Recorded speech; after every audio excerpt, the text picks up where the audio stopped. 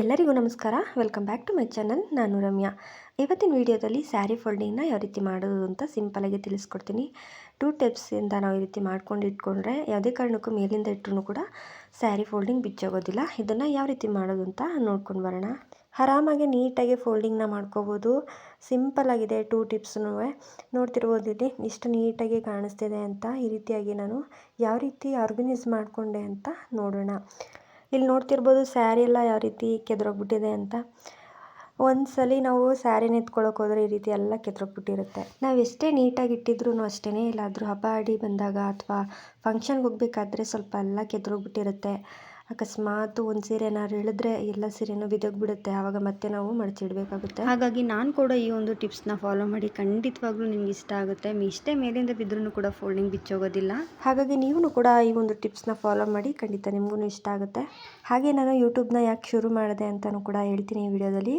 ಎಲ್ಲೂ ಕೂಡ ಸ್ಕಿಪ್ ಮಾಡಿದೆ, ಕೊನೆವರೆಗೂ ವಿಡಿಯೋ ನೋಡಿ. ನಾನು ಕೂಡ ಸ್ಯಾರಿನ ಸುಮ್ಮನೆ ನಾರ್ಮಲಾಗಿಯೇ ಫೋಲ್ಡಿಂಗ್ ಮಾಡಿ ಇಟ್ಕೋತಾ ಇದ್ದೆ. ನೋಡಿ, ಒಂದು ಎಳೆದ್ರೆ ಎಲ್ಲನೂ ಬಿದ್ದೋಗ್ಬಿಡ್ತಿತ್ತು. ಬಿದ್ದೋಗೋದಿರಲಿ, ಅದನ್ನೆಲ್ಲ ಮತ್ತೆ ಫೋಲ್ಡಿಂಗ್ ಎಲ್ಲ ಬಿಚ್ಚೋಗ್ಬಿಡ್ತಿತ್ತು. ಮತ್ತೆ ಅದನ್ನು ಮಡಚಿಡಬೇಕಾಗ್ತಿತ್ತು. ಹಾಗಾಗಿ ನಾನು ಕೂಡ ಈ ಒಂದು ಟಿಪ್ಸ್ನ ಫಾಲೋ ಮಾಡಿ ನೀಟಾಗಿ ನಾನು ಸ್ಯಾರಿಗಳನ್ನ ಆರ್ಗನೈಸ್ ಮಾಡಿಕೊಂಡೆ. ಯಾವ ರೀತಿ ಮಾಡಿದೆ ಅಂತ ತೋರಿಸ್ತೀನಿ. ಹಾಗೆ ಇಲ್ಲಿ ನೋಡ್ತಿರ್ಬೋದು, ಈ ಸ್ಯಾರಿಗಳೆಲ್ಲ ಒಂದೊಂದು ನೆನಪುಗಳಿದ್ದಾವೆ. ಪ್ರತಿಯೊಂದು ಸ್ಯಾರಿಲೂ ಕೂಡ ಒಂದೊಂದು ನೆನಪುಗಳಿರ್ತವೆ. ಹಬ್ಬ ಅಡಿಲಿ ತೊಗೊಂಡಿರ್ತೀವಿ, ಅಥವಾ ಮದುವೆಗಳಲ್ಲಿ ತೊಗೊಂಡಿರ್ತೀವಿ, ಫಂಕ್ಷನ್ಗಳಲ್ಲಿ ತೊಗೊಂಡಿರ್ತೀವಿ. ನಿಜಕ್ಕೂ ಸ್ಯಾರಿ ನೋಡ್ತಾ ಇದ್ದರೆ ಏನೋ ಒಂಥರ ಖುಷಿಯಾಗುತ್ತೆ. ನಮಗಂತೂ ಸ್ಯಾರಿ ಅಂದರೆ ತುಂಬಾ ಇಷ್ಟ. ಎಷ್ಟೇ ಸ್ಯಾರಿ ಇದ್ರೂ ಮತ್ತೆ ಮತ್ತೆ ತೊಗೋಬೇಕು ಅಂತಲೇ ಅನ್ನಿಸ್ತಾ ಇರುತ್ತೆ. ಆದರೆ ಜಾಸ್ತಿ ಯೂಸ್ ಮಾಡೋದಕ್ಕೇ ಆಗೋದಿಲ್ಲ. ಹಬ್ಬ ಅಡಿಗೆ ಮಾತ್ರ ಹಾಕೊಳ್ಳೋದು. ತುಂಬ ಇಷ್ಟಪಟ್ಟು ತಂದಿರ್ತೀವಿ, ಅದನ್ನು ಒಂದ್ಸಲಿ ಉಟ್ಬಿಟ್ರೆ ಮತ್ತೆ ಉಡೋದಕ್ಕೆ ಇಂಟ್ರೆಸ್ಟೇ ಆಗಿರಲ್ಲ. ಯಾಕೆಂದರೆ ಅಷ್ಟೊಂದು ಕಂಫರ್ಟಬಲ್ ಇರಲ್ಲ ಅಂತ ಅನಿಸ್ತಿರುತ್ತೆ. ನಾರ್ಮಲ್ ಡೇಸಲ್ಲೆಲ್ಲ ನಾವು ಬರೀ ಡ್ರೆಸ್ ಹಾಕೋತಾ ಇರ್ತೀವಿ ಅಥವಾ ನೈಟಿ ಹಾಕೋತಾ ಇರ್ತೀವಿ.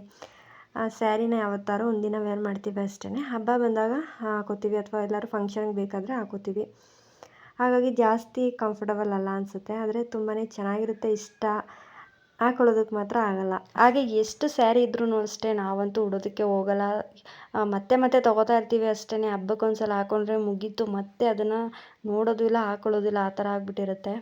ಇಷ್ಟೆಲ್ಲ ಸ್ಯಾರಿ ಇದ್ರೂ ಕೂಡ ಮದುವೆಗೆ ಅಥವಾ ಫಂಕ್ಷನ್ಗೆ ಏನಾದ್ರು ಹೋಗ್ಬೇಕಾದ್ರೆ ನನ್ನ ಹತ್ರ ಯಾವ ಸ್ಯಾರಿ ಇದೆ, ನಾನು ಯಾವ ಸ್ಯಾರಿ ಹಾಕ್ಕೊಳ್ಳೋದು ಅಂತೆಲ್ಲ ಯೋಚನೆ ಮಾಡ್ತಾ ಇರ್ತೀರಿ ಅಲ್ವಾ. ನಿಮಗೂ ಕೂಡ ಇದೇ ಥರ ಅನಿಸುತ್ತಾ? ಅಕಸ್ಮಾತ್ ಅನಿಸಿದರೆ ಕಮೆಂಟ್ ಮೂಲಕ ತಿಳಿಸಿ. ಒಟ್ಟಿನಲ್ಲಿ ನಮ್ಮ ಹೆಣ್ಮಕ್ಳಿಗಂತೂ ಎಷ್ಟು ಸ್ಯಾರಿ ಇದ್ರೂ ಅಷ್ಟೇ, ಡ್ರೆಸ್ ಇದ್ರೂ ಅಷ್ಟೇ, ನನ್ನ ಹತ್ರ ಯಾವ ಡ್ರೆಸ್ ಇದೆ, ನಾನು ಯಾವ್ದು ಹಾಕ್ಕೊಳ್ಳೋದು, ಯಾವ ಸ್ಯಾರಿ ಇದೆ, ಆ ಥರನೇ ಯೋಚನೆ ಬರ್ತಾ ಇರುತ್ತೆ. ಹಬ್ಬ ಹರಿದಿನಗಳಲ್ಲಿ ಹಾಗೆ ಫಂಕ್ಷನ್ಗಳಿಗೆ ಈ ರೀತಿಯಾಗಿ ಸ್ಯಾರಿನ ವೇರ್ ಮಾಡ್ತಾರೆ ಅಷ್ಟೇ. ಮನೇಲಿದ್ದಾಗ ಯಾರೂ ಉಡೋದಕ್ಕೆ ಇಷ್ಟಪಡೋದಿಲ್ಲ ಅಲ್ವಾ. ಆದರೆ ಹೆಣ್ಮಕ್ಳಿಗೆ ಸ್ಯಾರಿನೇ ತುಂಬ ಲಕ್ಷಣವಾಗಿ ಕಾಣಿಸೋದು. ಅದಕ್ಕೋಸ್ಕರ ಹೆಣ್ಮಕ್ಳಿಗೆ ಸ್ಯಾರಿ ಅಂದರೆ ತುಂಬಾ ಇಷ್ಟ ಆಗೋದು. ಸೊ ಸ್ಯಾರಿಲಿ ತುಂಬಾ ಎಲ್ಲರೂ ಅಷ್ಟೇ ತುಂಬ ಲಕ್ಷಣವಾಗಿ ಕಾಣಿಸ್ತಾ ಇರ್ತಾರೆ. ನಮಗಂತೂ ಸ್ಯಾರಿ ಅಂದರೆ ತುಂಬಾ ಇಷ್ಟ ಆಗುತ್ತೆ. ಹೇಳಬೇಕು ಅಂದರೆ ಹೆಣ್ಮಕ್ಳಿಗೆ ಸಿಂಪಲಾಗಿರೋ ಸ್ಯಾರಿನೇ ತುಂಬಾ ಲುಕ್ಕಾಗಿ ಕಾಣಿಸೋದು. ಮತ್ತು ಹಾಗೆ ಸ್ವಲ್ಪ ಎಲ್ಲ ಧೂಳಾಗ್ಬಿಟ್ಟಿತ್ತು, ಎಲ್ಲ ಕ್ಲೀನ್ ಮಾಡ್ಕೋತಾ ಇದ್ದೆ. ಎಷ್ಟೇ ಕ್ಲೀನ್ ಮಾಡ್ತಾಯಿದ್ರು ಅವಾಗವಾಗ ಧೂಳಾಗ್ತಾನೆ ಇರುತ್ತೆ. ಹಾಗಾಗಿ ಈ ರೀತಿ ಒಂದು ಸಲ ಎಲ್ಲ ನೀಟಾಗಿ ಎತ್ತಿಟ್ಬಿಟ್ಟು ಡೀಪ್ ಕ್ಲೀನ್ ಮಾಡ್ಕೊಬಿಡ್ತೀವಿ. ಯಾಕೆಂದರೆ ಅಷ್ಟು ಧೂಳಿರ್ತವೆ. ಹಾಗಾಗಿ ನಾವು ಈ ರೀತಿ ಮಾಡ್ಕೊಬಿಡ್ತೀವಿ ಅಷ್ಟೇ. ಹಾಗೆ ನಾನು ಯೂಟ್ಯೂಬ್ ಯಾಕೆ ಸ್ಟಾರ್ಟ್ ಮಾಡಿದೆ ಅಂತ ಹೇಳ್ತೀನಿ ಅಂತ ಹೇಳಿದ್ದಲ್ವ.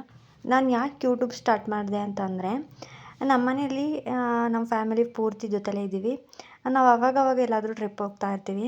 ನನಗಂತೂ ನಮ್ಮ ಮನೇಲಿ ಎಲ್ಲರಿಗಿಂತನೂ ನಾನೇ ಜಾಸ್ತಿ ಫೋಟೋಸ್ ವೀಡಿಯೋಸ್ನ ತೆಗೆಯೋದು. ನಾನು ಇನ್ಸ್ಟಾಗ್ರಾಮ್ಗೆ ಅಥವಾ ಫೇಸ್ಬುಕ್ಕಾಗಲಿ ವಾಟ್ಸಪ್ಗಾಗಲಿ ಹಾಕ್ತಾ ಇರ್ತೀನಿ. ನಮ್ಮ ಮನೆಯಲ್ಲಿ ಬೈತಾನೆ ಇರ್ತಾರೆ, ಏನಕ್ಕೆ ಇಷ್ಟೊಂದು ತೆಗಿತೀಯಾ ಅಂತ. ಆದರೂ ನನಗೆ ತುಂಬಾ ಹುಚ್ಚು. ನನಗೆ ಫೋಟೋಸ್ ಎಡಿಟ್ ಮಾಡೋದಾಗಲಿ, ವೀಡಿಯೋಸ್ ಎಡಿಟ್ ಮಾಡೋದಾಗಲಿ ತುಂಬಾ ಇಷ್ಟ ನನಗೆ. ಹಾಗಾಗಿ ನಾನು ಜಾಸ್ತಿ ಫೋಟೋಸು ವೀಡಿಯೋಸ್ನ ತೆಗಿತಾ ಇರ್ತೀನಿ. ಕೆಲವ್ರು ಕೇಳ್ತಾ ಇರ್ತಾರೆ, ಅಷ್ಟು ವೀಡಿಯೋ ಫೋಟೋಸ್ನೆಲ್ಲಮ್ಮ ಇಟ್ಟಿರ್ತೀಯಾ ಅಂತ. ಯಾಕೆಂದರೆ ಗ್ಯಾಲರಿ ತುಂಬೋಗ್ಬಿಟ್ಟಿರುತ್ತೆ, ಅಷ್ಟು ತೆಗಿತಾ ಇರ್ತೀನಿ ನಾನು. ನನಗೇನು ಅಂದರೆ ಅದೊಂಥರ ಮೆಮೊರೀಸು ತುಂಬಾ ಚೆನ್ನಾಗಿರುತ್ತೆ. ಅದನ್ನ ಯಾವತ್ತೋ ಒಂದಿನ ನೋಡಿದಾಗ ತುಂಬ ಏನೋ ಒಂಥರ ವಾವ್ ಅಂತ ಅನಿಸುತ್ತೆ. ಎಷ್ಟು ಒಂಥರ ಹಳೆ ನೆನಪೆಲ್ಲ ನೆನಪಾಗುತ್ತೆ. ಅದಕ್ಕೋಸ್ಕರ ನಾನು ಜಾಸ್ತಿ ವೀಡಿಯೋಸ್ನ ತೆಗಿತೀನಿ. ಹಾಗೇನಾದರೂ ವೀಡಿಯೋಸ್ಗೆ ಸಾಂಗ್ ಎಡಿಟ್ ಮಾಡೋದಾಗಿರಲಿ, ಆ ಥರ ಎಲ್ಲ ಮಾಡೋದು ನನಗೆ ತುಂಬ ಇಷ್ಟ. ಯಾಕೆಂದರೆ ಸಾಂಗ್ ಈಗ ಫ್ಯಾಮಿಲಿದೊಂದು ಸಾಂಗ್ ಹಾಕಿ ಎಡಿಟ್ ಮಾಡಿ ಹಾಕಿರ್ತೀನಿ ಅಲ್ವಾ. ಮತ್ತು ಅದು ಯಾವತ್ತೋ ಒಂದಿನ ನೋಡಿದಾಗ, ನಮ್ಮನೇಲಿ ಏನೋ ಒಂದು ಜಗಳ ಆಗಿತ್ತು, ಏನೋ ಒಂದು ಆದಾಗ ಅದನ್ನ ನೋಡಿದಾಗ ಏನೋ ಒಂಥರ ಮನಸ್ಸಿಗೆ ನೆಮ್ಮದಿ ನಾವು ಯಾವಾಗಲೂ ಜಗಳನೇ ಆಡಬಾರ್ದಪ್ಪ, ತುಂಬ ಖುಷಿಯಾಗಿರಬೇಕು ಅಂತ ಅನ್ನಿಸ್ತಿರುತ್ತೆ. ಹಾಗಾಗಿ ನಾನು ಜಾಸ್ತಿ ವೀಡಿಯೋಸ್ನ ಮಾಡೋದಕ್ಕೆ ಇಷ್ಟಪಡ್ತೀನಿ. ಅದಕ್ಕೋಸ್ಕರ ನಾನು ಯೂಟ್ಯೂಬ್ನ ಶುರು ಮಾಡಿದೆ. ಅಂದರೆ ಇದಕ್ಕೆಲ್ಲ ಮ್ಯೂಸಿಕ್ ಹಾಕೋ ಹಾಗಿಲ್ಲ. ಸುಮ್ಮನೆ ನಾವು ಎಲ್ಲಿಗೆ ಹೋಗ್ತೀವಿ ಬರ್ತೀವಿ ಅದನ್ನ ವೀಡಿಯೋ ಮಾಡಿ ಹಾಕೋದಷ್ಟೇ. ಹಾಗೆ ಜಾಸ್ತಿ ಸೆಲೆಬ್ರೇಷನ್ ಎಲ್ಲ ಮಾಡ್ತಾ ಇರ್ತೀವಿ. ಹಾಗಾಗಿ ನಾನು ಯೂಟ್ಯೂಬ್ ಯಾಕೆ ಸ್ಟಾರ್ಟ್ ಮಾಡಬಾರ್ದು ಅಂತ ನಾನು ಕೂಡ ಸ್ಟಾರ್ಟ್ ಮಾಡಿದೆ. ನನಗೆ ಸಪೋರ್ಟಾಗಿ ನಮ್ಮ ಹಸ್ಬೆಂಡ್ ಇದ್ದಾರೆ, ಹಾಗೆ ಫ್ಯಾಮಿಲಿನೂ ಅಷ್ಟೇ. ಫಸ್ಟು ಬೇಡ ಅಂತ ಹೇಳಿದ್ರು, ಆಮೇಲೆ ಒಪ್ಕೊ, ನಿನ್ನ ಖುಷಿಗೆ ನೀನು ಮಾಡು ಅಂತ ಹೇಳಿ ತುಂಬ ಸಪೋರ್ಟ್ ಮಾಡಿದ್ರು. ನನ್ನ ಸಿಸ್ಟರ್ಸು ಅಷ್ಟೇ, ನನ್ನ ಅಕ್ಕ ತಂಗಿ ಇಬ್ಬರೂ ಸಪೋರ್ಟ್ ಮಾಡ್ತಾರೆ. ನನಗೇನು ಅಷ್ಟೊಂದು ಬರಲ್ಲ, ಎಕ್ಸ್ಪೋರ್ಟ್ ಅಲ್ವೋ ಅಲ್ಲ, ಏನೋ ನನ್ನ ಖುಷಿಗೆ ನನಗೇನು ಗೊತ್ತು ಅದನ್ನು ನಾನು ಮಾಡ್ತಾಯಿರ್ತೀನಿ ಅಷ್ಟೇ. ಯೂಟ್ಯೂಬ್ ಸ್ಟಾರ್ಟ್ ಮಾಡೋದು ಹೇಗೆ ಅದೆಲ್ಲ ಗೊತ್ತೇ ಇರಲಿಲ್ಲ, ಯಾವ ಥರ ಮಾಡಬೇಕು ಅಂತಲೂ ಗೊತ್ತಿರಲಿಲ್ಲ. ಮಾಡ್ತಾ ಮಾಡ್ತಾ ನಮ್ಗೆ ಅದೇ ಕಲಿಸ್ಕೊಟ್ಬಿಟ್ಟಿರುತ್ತೆ. ನಮ್ಮ ಮನೆಯವರಂತೂ ತುಂಬ ಸಪೋರ್ಟ್ ಮಾಡ್ತಾರೆ. ನನಗಂತೂ ಏನೂ ಬರೋದಿಲ್ಲ, ಎಲ್ಲ ಅವರೇ ಹೇಳ್ಕೊಡೋದು ನನಗೆ. ನಾನು ಅಂದ್ಕೊಂಡಿದ್ದೆ ವೀಡಿಯೋ ಮಾಡಿ ಅದನ್ನು ಹಾಕೋದಷ್ಟೇ ಅಂತ, ಆದರೆ ಆ ಥರ ಅಲ್ಲ. ವೀಡಿಯೋ ಮಾಡಿ ಅದಕ್ಕೆ ಎಡಿಟ್ ಮಾಡಿ ವಾಯ್ಸ್ ಕೊಟ್ಟು ನಾವು ಯಾವ ರೀತಿ ಮಾಡ್ತೀವಿ ಅದನ್ನು ವಿವರಿಸಿ ಹೇಳೋದೇ ಅದು ಒಂದು ಯೂಟ್ಯೂಬು. ಆದರೆ ನನಗೂ ತುಂಬ ಭಯ ಆಗ್ತಾಯಿತ್ತು, ಯಾವ ಥರ ಮಾಡೋದೇನು ಅಂತ. ಮಾತಾಡೋದಕ್ಕೂ ಕೂಡ ಹೆದರ್ಕೋತಾ ಇದ್ದೆ. ಈ ನಡುವೆ ಸುಮಾರಾಗಿ ಮಾತಾಡ್ತಾ ಇದ್ದೀನಿ. ಸ್ಟಾರ್ಟಿಂಗಲ್ಲಂತೂ ನಾನು ಸ್ವಲ್ಪ ಹೆದರ್ಕೊಂಡೆ, ಆಮೇಲೆ ಅಭ್ಯಾಸ ಆಗಿಬಿಡ್ತು. ಏನಿಲ್ಲ ನಾವು ಮಾಡ್ಬೋದು ಅಂತ ಅನ್ನಿಸ್ತು. ಫ್ರೀ ಟೈಮಲ್ಲಿದ್ದಾಗ ವೀಡಿಯೋ ಮಾಡಿರೋದನ್ನ ಎಡಿಟ್ ಮಾಡಿ ಹಾಕ್ಕೊಳ್ಳೋಣ ಅಂಥೇಳಿ ಯೂಟ್ಯೂಬ್ನ ಸ್ಟಾರ್ಟ್ ಮಾಡಿದೆ. ಸ್ಟಾರ್ಟಿಂಗ್ ವೀಡಿಯೋ ನಾನು ಸಿಹಿ ಮಾಡಬೇಕು ಅಂತೇಳಿ ಸತ್ಯನಾರಾಯಣ ಪೂಜೆಗೆ ಮಾಡುವಂತಹ ಸಜ್ಜಿಗೆ ಅನ್ನೋದನ್ನ ಒಂದು ವೀಡಿಯೋನ ಹಾಕಿದೆ. ಆಮೇಲೆ ನಾವೆಲ್ಲರೂ ಹೊರಗಡೆ ಹೋದಾಗ ಟ್ರಾವೆಲಿಂಗ್ದು ವೀಡಿಯೋಸ್ನ ಹಾಕ್ಕೊಳ್ಳೋಣ ಅಂಥೇಳಿ ಮಧ್ಯೆ ಕುಕ್ಕಿಂಗ್ದು ಕೂಡ ಹಾಕೊಳ್ಳೋದಕ್ಕೆ ಸ್ಟಾರ್ಟ್ ಮಾಡಿದ್ವಿ. ಆದರೆ ಜಾಸ್ತಿ ವ್ಯೂಸು ಬರೋಲ್ಲ, ಲೈಕ್ಸು ಬರೋಲ್ಲ, ಏನೋ ಒಂಥರ ಬೇಜಾರಾಗುತ್ತೆ. ಆದರೆ ಇನ್ನೊಂದು, ನಾವು ಗ್ಯಾಲ್ರಿಲಿ ಇಟ್ಕೊಂಡಿದ್ದಿದ್ರೆ ಈ ಥರ ಎಲ್ಲ ಸಿಗ್ತಿತ್ತಾ? ಇಲ್ಲ.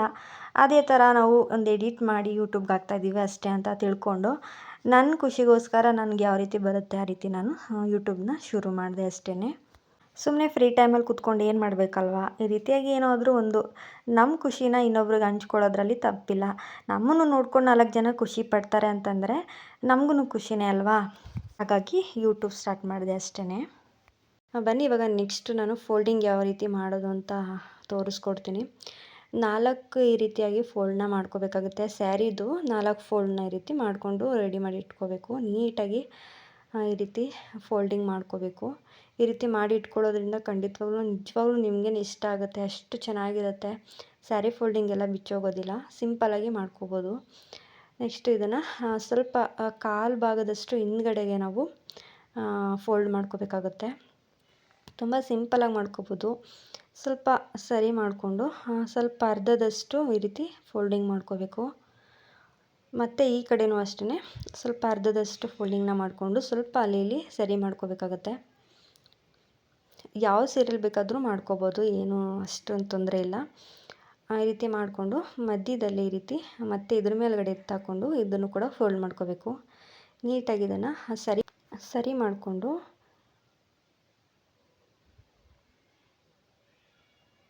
ಸ್ವಲ್ಪ ನೀಟಾಗಿ ನೀವ್ಕೋಬೇಕಾಗುತ್ತೆ. ಐರನ್ ಮಾಡ್ದಂಗೆ ಇರುತ್ತೆ, ಅಷ್ಟು ಚೆನ್ನಾಗಿರುತ್ತೆ. ಇದನ್ನು 2 ಮಡಿಕೆಯಾಗಿ ನಾವು ಈ ರೀತಿ ಫೋಲ್ಡ್ನ ಮಾಡಿಕೊಂಡು ಫಸ್ಟು ಒಳಗಡೆ ಫೋಲ್ಡಿಂಗ್ನೆಲ್ಲ ನೀಟಾಗಿ ನಾವು ಈ ರೀತಿಯಾಗಿ ಸೆಟ್ ಮಾಡ್ಕೋಬೇಕಾಗುತ್ತೆ. ಮತ್ತು ಇದ್ರ ಮೇಲ್ಗಡೆ ನಾವು ಈ ರೀತಿ ಹಾಕ್ಬಿಟ್ಟು ಮತ್ತು ಇದನ್ನು ಉಲ್ಟಾ ಮಾಡಿಕೊಂಡು ನಾವು ಸ್ಯಾರಿ ಫೋಲ್ಡಿಂಗ್ ಒಳಗಡೆಯಿಂದ ನಾವು ಮಡಚ್ಕೋಬೇಕಾಗುತ್ತೆ. ನೋಡಿ ಈ ರೀತಿ ನೀಟಾಗಿ ಮಾಡ್ಕೋಬೋದು. ಈ ರೀತಿಯಾಗಿ ಒಳಗಡೆಯಿಂದ ಈ ರೀತಿ ಮಡಚ್ಕೋಬೇಕಾಗುತ್ತೆ. ತುಂಬ ಚೆನ್ನಾಗಿ ಒಂದು ಪರ್ಫೆಕ್ಟಾಗಿ ಇರುತ್ತೆ ಅಂತಲೇ ಹೇಳ್ಬೋದು. ಮೇಲ್ಗಡೆಯಿಂದ ಬಿದ್ದರೂ ಕೂಡ ಫೋಲ್ಡಿಂಗ್ ಎಲ್ಲ ಬಿಚ್ಚೋಗೋದಿಲ್ಲ, ಅಷ್ಟು ಚೆನ್ನಾಗಿರುತ್ತೆ. ನಾನು ಕೂಡ ಯೂಟ್ಯೂಬಲ್ಲೇ ನೋಡಿ ಕಲಿತ್ಕೊಂಡಿದ್ದು. ನಾನೇನು ಅಷ್ಟೊಂದು ಎಕ್ಸ್ಪೋರ್ಟ್ ಅಲ್ಲ, ನನಗೇನು ಗೊತ್ತು ಅದನ್ನು ನಿಮ್ಮ ಜೊತೆ ಶೇರ್ ಮಾಡ್ತಿದ್ದೀನಿ ಅಷ್ಟೇ. ನಿಮಗೂ ಕೂಡ ಹೆಲ್ಪ್ ಆಗುತ್ತೆ ಅಂತ ಅಷ್ಟೇ. ನೋಡಿ ಈ ರೀತಿಯಾಗಿ ಮಡಚಿಟ್ಕೊಂಡು ನೋಡಿ, ಇಲ್ಲೂ ಕೂಡ ಬ್ಲೌಸ್ನ ಇಟ್ಕೋಬೋದು, ಹಾಗೆ ಇಲ್ಲೂ ಕೂಡ ಬ್ಲೌಸ್ನ ಇಟ್ಕೋಬೋದು. ಒಂದೇ ಕಡೆ ಇರುತ್ತೆ, ಬೇರೆ ಬೇರೆ ಆಗೋದಿಲ್ಲ.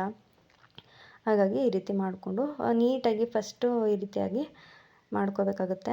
ತುಂಬ ಸಿಂಪಲಾಗಿ ಮಾಡ್ಕೋಬೋದು. ನೋಡಿ ಎಷ್ಟು ನೀಟಾಗಿ ಕಾಣಿಸ್ತಿದೆ ಅಲ್ವಾ. ನಾವು ಮಾಮೂಲಿ ಮಡ್ಚೋದಕ್ಕಿಂತ ಈ ರೀತಿ ಮಡಚಿಟ್ಕೊಂಡ್ರೆ ತುಂಬಾ ಚೆನ್ನಾಗಿ ಕಾಣಿಸುತ್ತೆ. ನೆಕ್ಸ್ಟು ಬ್ಲೌಸು, ಇದು ನಮ್ಮ ಅಕ್ಕ ಸ್ಟಿಚ್ ಮಾಡಿಕೊಟ್ಟಿದ್ದು. ಡಿಸೈನು ಕೂಡ ಅವರೇ ಮಾಡಿಕೊಟ್ಟಿದ್ದು, ತುಂಬ ಚೆನ್ನಾಗಿ ಮಾಡಿದ್ದಾರೆ.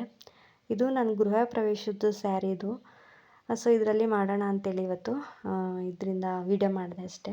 ನೆಕ್ಸ್ಟು ಬ್ಲೌಸ್ನು ಕೂಡ ಈ ರೀತಿಯಾಗಿ ಮಡಚಿಟ್ಕೊಂಡು ಅದರೊಳಗಡೆ ಇಟ್ಕೋಬೋದು. ಸ್ವಲ್ಪ ಇದರಲ್ಲಿ ಸ್ಟೋನ್ಸ್ ಎಲ್ಲ ಇದ್ದಾವೆ. ಸ್ವಲ್ಪ ಈ ರೀತಿಯಾಗಿರೋದನ್ನೆಲ್ಲ ಜಾಸ್ತಿ ಇಡೋದಕ್ಕೆ ಹೋಗ್ಬಾರ್ದು, ಏಕೆಂದರೆ ಸ್ಟೋನ್ಸ್ದು ಸ್ವಲ್ಪ ಏನಂತಾರೆ ಆದರೂ ಕರೆ ಆಗಿಬಿಡುತ್ತೆ, ಹಾಗಾಗಿ ಈ ರೀತಿ ಹಾಕ್ಕೋಬಾರ್ದು. ನಾನು ಸುಮ್ಮನೆ ನಿಮಗೆ ತೋರಿಸೋದಕ್ಕೆ ಅಂತೇಳಿ ಇವಾಗ ತೋರಿಸ್ತಾ ಇದ್ದೀನಿ ಅಷ್ಟೇ. ಇಲ್ಲೂ ಕೂಡ ಇಟ್ಕೋಬೋದು, ಕೆಳಗಡೆ ಇಲ್ಲಿ ಹಾಕಿದ್ನಲ್ಲ ಅಲ್ಲೂ ಕೂಡ ಬ್ಲೌಸ್ನ ಇಟ್ಕೋಬೋದು. ತುಂಬ ಸೇಫ್ಟಿಯಾಗಿಯೂ ಕೂಡ ಇರುತ್ತೆ. ಬ್ಲೌಸು ಅಲ್ಲಿ ಇಲ್ಲಿ ಬೇರೆ ಬೇರೆ ಆಗಿರೋದಿಲ್ಲ, ಒಂದೇ ಕಡೆ ಸೀರೆನೂ ಇರುತ್ತೆ, ಬ್ಲೌಸು ಕೂಡ ಇರುತ್ತೆ. ನೋಡ್ತಿರ್ಬೋದು ಎಷ್ಟು ನೀಟಾಗಿ ಕಾಣಿಸ್ತಿದೆ ಅಲ್ವಾ. ಫಿನಿಶಿಂಗ್ ತುಂಬ ಚೆನ್ನಾಗಿ ಬಂದಿದೆ. ನೋಡಿ, ಮೇಲಿಂದ ಎತ್ತಿ ಎಷ್ಟೇ ದೂರದಿಂದ ಹಾಕಿದ್ರೂ ಕೂಡ ಫೋಲ್ಡಿಂಗ್ ಬಿಚ್ಚೋಗೋದಿಲ್ಲ. ನಾವು ಒಂದು ಸೀರೆ ಎಳೆದ್ರೆ ಎಲ್ಲ ಸೀರೆ ಬಿದ್ದೋಗ್ಬಿಡುತ್ತೆ.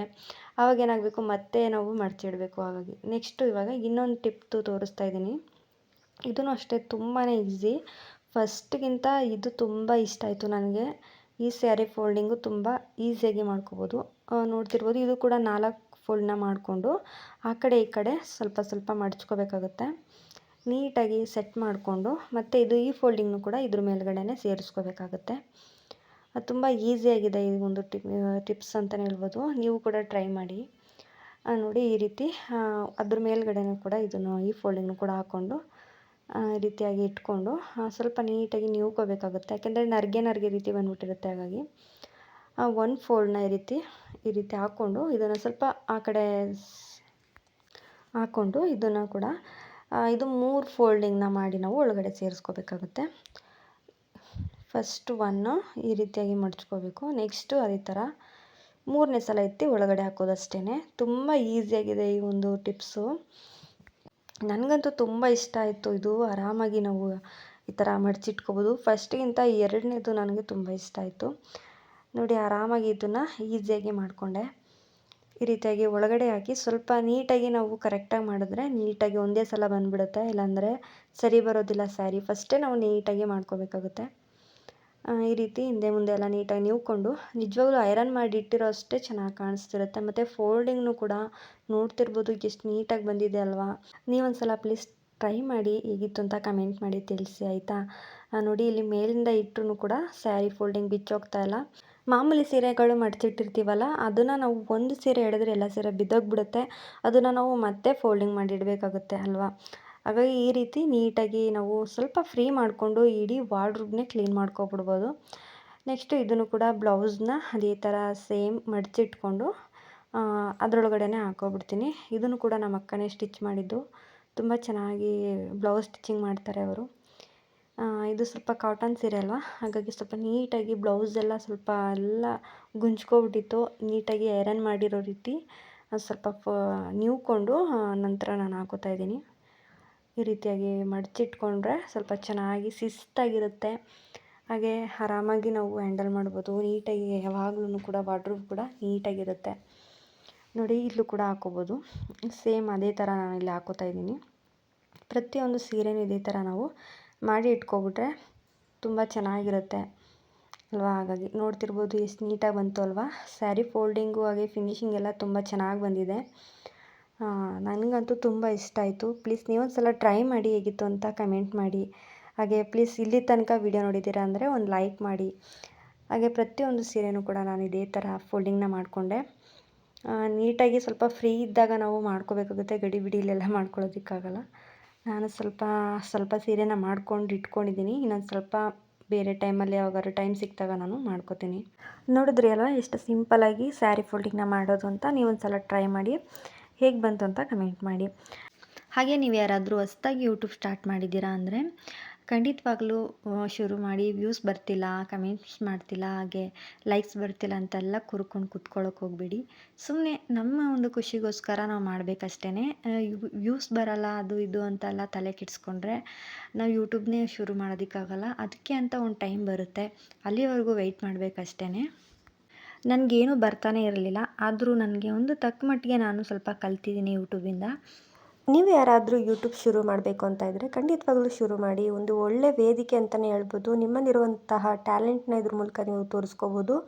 ಒಂದು ಒಳ್ಳೆ ರೀತಿಯಲ್ಲಿ ಉಪಯೋಗಿಸ್ಕೊಳ್ಳಿ. ಖಂಡಿತವಾಗ್ಲೂ ಯೂಟ್ಯೂಬ್ ನಿಮ್ಮ ಕೈ ಹಿಡಿಯುತ್ತೆ. ನನಗೂ ಕೂಡ ನನ್ನ ಫ್ರೆಂಡ್ಸ್ ಆ್ಯಂಡ್ ಫ್ಯಾಮಿಲಿ ಇಬ್ಬರೂ ಸಪೋರ್ಟ್ ಮಾಡ್ತಿದ್ದಾರೆ. ನಿನ್ನ ಕೈಲಾಗುತ್ತೆ ಮಾಡು ಅಂತ. ನನಗಂತೂ ತುಂಬಾ ಖುಷಿಯಾಗುತ್ತೆ. ನನಗೆ ಸಪೋರ್ಟ್ ಮಾಡಿರೋರಿಗೆಲ್ರಿಗೂ ನಾನು ಥ್ಯಾಂಕ್ಸ್ ಹೇಳ್ತೀನಿ. ಯಾಕೆಂದರೆ ಒಬ್ಬರು ಹೇಳಿದ್ರೂ ನಮಗೇನೋ ಒಂದು ಮೋಟಿವೇಟ್ ಇದ್ದಂಗೆ, ಏನೋ ಒಂಥರ ಖುಷಿ ಅನಿಸುತ್ತೆ. ನೀನು ಮಾಡ್ಬೋದು ಮಾಡು ಅಂತೆಲ್ಲ ಹೇಳ್ತಾರೆ. ನನ್ನ ಫ್ರೆಂಡ್ಸು ಅಷ್ಟೇ ತುಂಬ ಜನ ಹೇಳಿದ್ದೀರಾ. ತುಂಬ ಥ್ಯಾಂಕ್ಸ್ ನಿಮಗೆಲ್ಲ. ಖಂಡಿತವಾಗ್ಲೂ ನಾನು ಏನಾದರೂ ಒಂದು ನಿಮಗೋಸ್ಕರ ಒಂದು ಹೊಸ ಹೊಸ ವೀಡಿಯೋಸ್ನ ಮಾಡ್ತಾಯಿರ್ತೀನಿ. ಎಲ್ರಿಗೂ ಹೆಲ್ಪ್ ಆಗೋ ರೀತಿಯೇ ನಾನು ವೀಡಿಯೋಸ್ನ ಮಾಡ್ತೀನಿ. ಖುಷಿ ಪಡಬೇಕು ನಮ್ಮ ವೀಡಿಯೋಸ್ನ ನೋಡಿ ಅಂಥ ವೀಡಿಯೋಸ್ನೇ ನಾನು ಮಾಡ್ತಾಯಿರ್ತೀನಿ ಇನ್ಮೇಲೆ. ಪ್ಲೀಸ್ ಇದೇ ಥರ ಎಲ್ಲರೂ ಕೂಡ ನಮಗೆ ಸಪೋರ್ಟ್ ಮಾಡಿ. ನಮಗೆ ಒಂದು ಸಬ್ಸ್ಕ್ರೈಬ್ಡು ಕೂಡ ಇಂಪಾರ್ಟೆಂಟೇ. ಒಂದು ಲೈಕ್ ಬಂದ್ರೂ ಕೂಡ ತುಂಬಾ ಖುಷಿಯಾಗುತ್ತೆ. ಇಲ್ಲಿ ತನಕ ನೋಡಿದ್ದೀರಾ ಅಂದರೆ ಒಂದು ಲೈಕ್ ಕೊಡಿ. ಹಾಗೆ ಸ್ವಲ್ಪ ಡೈಲಿ ಯೂಸ್ ಮಾಡುವಂಥ ಡ್ರೆಸ್ಗಳೆಲ್ಲ ಇದ್ವು, ಅದನ್ನು ಕೂಡ ಎಲ್ಲ ಕ್ಲೀನ್ ಮಾಡಿಕೊಂಡೆ. ದಯವಿಟ್ಟು ಈ ವಿಡಿಯೋ ಇಷ್ಟ ಆಗಿದ್ದರೆ ಲೈಕ್ ಮಾಡಿ, ಶೇರ್ ಮಾಡಿ, ಕಮೆಂಟ್ ಮಾಡಿ. ಮುಂದಿನ ವಿಡಿಯೋದಲ್ಲಿ ಸಿಗ್ತೀನಿ. ಅಲ್ಲಿವರೆಗೂ ನಗ್ನಾಗ್ತಾ ಇರಿ, ಖುಷಿಯಾಗಿರಿ ಅಂತ ಹೇಳ್ತಾ ಥ್ಯಾಂಕ್ ಯು ಫಾರ್ ವಾಚಿಂಗ್.